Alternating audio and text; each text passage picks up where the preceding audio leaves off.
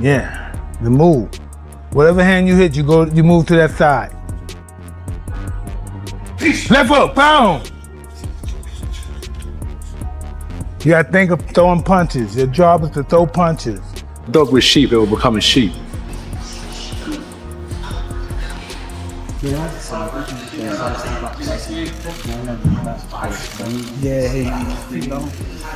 Anthony Joshua is reportedly training with Mike Tyson as he prepares for his upcoming fight against Jake Paul. Joshua has studied old-school techniques associated with Tyson's trainers to refine his skills, and his current focus remains on strategy, speed, and power. The camp emphasizes tactical planning and conditioning, aiming to ensure Joshua is fully prepared and at his best for the upcoming challenge in the ring. Going in the gym, coming forward, punching to the body with his heart. Anthony Joshua revealed how Mike Tyson inspired him, especially through his power and discipline. Now AJ has added specific neck and shoulder exercises to his routine based on Tyson's methods. He says these drills improve strength, stability, and punching impact, showing how learning from legends can directly shape his own training approach. Other neck exercise that I got from Mike Tyson, a lot of wrestlers do this. Quite dangerous actually. Physios don't like this type of stuff, but it's good for neck conditioning. It's called neck bridges. And it's flexibility and strength at the same time. So it's a really good exercise if you... Mike Tyson offered guidance to Anthony Joshua, praising him as an incredible fighter. He stressed that staying active is the key to growth, explaining that regular fights sharpen skills, build confidence, and help maintain peak performance. What do you give to somebody like AJ? That he has a lot of talent and not to get discouraged. He only loses when he quits. When you quit, all the doors of opportunities close. You know what I mean? You have to be game, and then don't get discouraged if you lose. Listen, you just lost, you may have got $30 million. I just think the more time you lay off, the worse you get. You have to fight constant. To be the best, you have to do it more. Anthony Joshua trains relentlessly in camp, adding elements of Mike Tyson's mindset to his own development. He uses targeted neck drills and strength work to increase durability and power while refining his conditioning, speed, and technique.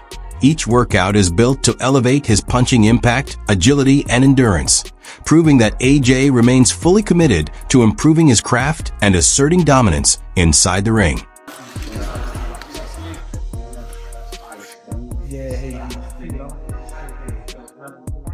Oh. My physio is looking at me like, what the fuck? I can see you looking at me like, fuck, please don't fucking look. Hey, if it goes, at least you're here anyway.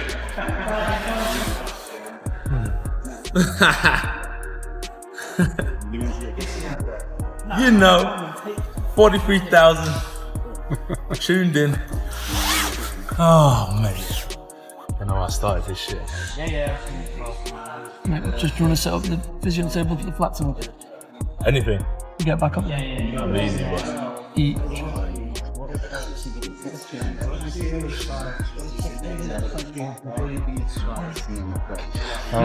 Showtime sent me a lovely picture of me. Eddie Hearn has stated with full confidence that he believes Anthony Joshua would beat Jake Paul if the fight ever happened. Hearn explains that even though Jake Paul is not viewed as a top-level boxer or a major figure in traditional boxing circles, people should not think that a win for Joshua would come without effort. Hearn notes that Joshua has defeated strong and capable opponents, including Francis Ngannou, who is an elite fighter in his own right. This comparison matters because it shows that Joshua's victories come from skill preparation and discipline rather than facing weak or untrained fighters. Hearn highlights that Joshua trains with intensity and uses power technique and strategy to dominate opponents at every level. Jake Paul, Anthony Joshua 50-50 fight, what do you make of that? Yeah, I just said in another interview, great if it is. I mean, if it is, then you've got no problem seeing it. But when AJ, I mean, decapitate's a strong word, but you know, when he renders Jake Paul unconscious like he did to Francis Ngannou, don't then say, oh, well, it was Jake Paul. Do you know what I mean? mean, when AJ beat Francis Ngannou, Ngannou just had a fight that could have gone either way with Tyson Fury. Then AJ poleaxed him, and everyone just said he's just an MMA fighter. Do you know what I mean? Jake Paul's not Francis Ngannou. But as I said before, if you want to see Jake Paul exit the boxing world, Nigel Benn raises serious worries about how entertainment-focused matchups are affecting the world of professional boxing. He believes that when influencers or celebrity figures decide to step into the ring, it creates a landscape where dedicated boxers who spend their whole lives training and competing at an elite level do not receive the financial respect they deserve. Ben explains that the earnings for truly competitive fighters are often limited compared to the enormous payouts seen in crossover shows that spark mainstream hype and viral excitement. These high-profile spectacles attract massive crowds and lucrative sponsorship offers, which lead to huge paychecks for participants who might not possess the same depth of skill or experience. Ben insists this ongoing pattern could damage the sport because it disrespects the hard work of professional fighters who have spent countless years mastering their craft. Bit of rumours around today, Anthony Joshua and Jake. No. I'm not even really entertaining that. It's just not. Being a two-time heavyweight champion of the world, it's I don't know, YouTubers. I'm not really into all them influencers coming in there, and there's like some boxers that really work their butt off, don't get paid like what these guys are getting. And Anthony Joshua being a former world champion should be fighting like someone in the top 5, top 10. So I ain't really got much time to talk about that. Not interested really. Bad for boxing? Well, not bad for boxing. If people want to pay to watch it, then who am I? I'm just giving you my opinion. Who's not worked his way through the ranks to earn that shot at the former world champion? No, not at all. Australian boxing. Who are you a fan of? Obviously got good fighters out there. Joe's my type of fighter. He's very spiteful, and it's just another level, really. I don't think there's no better cruiserweight around. Adola explains the financial side of a potential fight between Anthony Joshua and Jake Paul. He says that from Oladipo's viewpoint, it would make no sense for Joshua to refuse a matchup that could bring him nearly $100 million. For a boxer with Joshua's experience and achievements, the risk Jake Paul brings is extremely small compared to the massive reward on the table. This makes the fight a classic low-risk, high-reward opportunity. Oladipo notes that such huge payouts are rare in boxing, even for world-class champions, which is why accepting the offer would be a smart move. He adds that Joshua is now at a stage in his career where he can earn big money while facing very little danger, especially since Paul is still inexperienced as a professional fighter. If someone knocks on your door and says, "Do you want to fight Jake Paul for 100 million?" You're like, you'd be stupid to say no. No, I don't want that 100 million for what would be and will be and should be easy work for AJ. Like, well, why are you going to turn down 100 million? AJ should and could knock out Jake Paul in a round. Like, if Jake Paul was over here fighting under our British Boxing Board of Control, I don't think it would be a Southern Area Cruiserweight champion. AJ is a former unified heavyweight champion of the world that I still believe is a top 10 heavyweight in the world. Like, AJ should be able to destroy him. AJ is going to be 60 pounds or so bigger than him. AJ hits like a truck. AJ is a better boxer. Like, this is a large segment of boxing fans have been very vocal in their criticism of Anthony Joshua potentially facing Jake Paul. Many believe this matchup undermines professional boxing by putting a seasoned heavyweight champion against a social media personality with little experience in traditional boxing. Fans worry that Joshua taking this fight could prevent a future bout with Tyson Fury, a far more legitimate and challenging opponent. For these critics, the fight seems motivated more by money than by the sport's competitive or historical integrity.